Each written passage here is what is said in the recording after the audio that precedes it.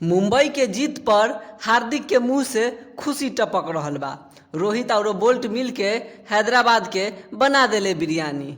सबसे पहले नमस्कार प्रणाम तमाम भोजपुरिया क्रिकेट के दर्शक लोगन। आज फिर से चर्चा में हमारे साथ जुड़ गए बारन हमारे मित्र पांडे जी। तो आवाज जानल जाई विस्तार से।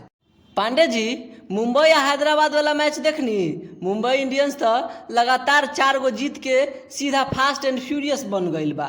कुल तिवारी जी, हार्दिक पांड्या के खुशी देख के लगा था जैसे वो लॉटरी जीत गई ह। बोले टीम सही दिशा में जा रहल बा।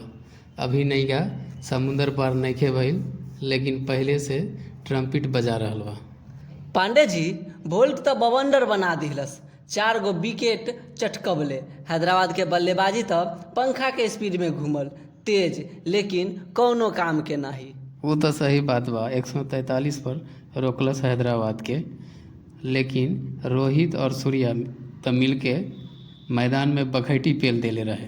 रोहित के तो लागल कि जैसे पुराना हिसाब किताब चुकता कर रहा बा।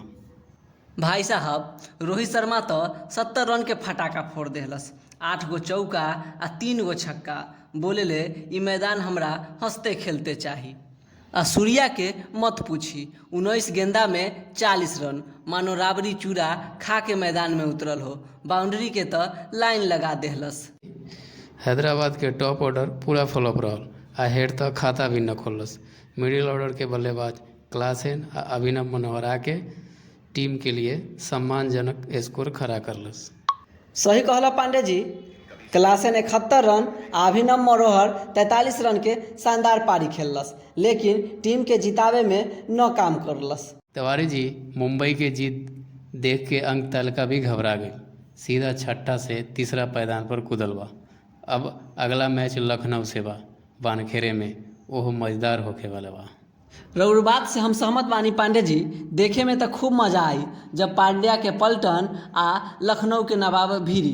बाकी आज तो मुंबई इंडियंस वाला सब गब्बर स्टाइल में बोल रहल बा। जो डर गया समझो आउट हो गया। आप लोगों ने अपन राय कमेंट में लिखी आ चैनल के सब्सक्राइब करके अपन सपोर्ट दिखाएं। क्रिकेट की हर चर्चा अपडेट खातिर यही जगह पर मिलते रही।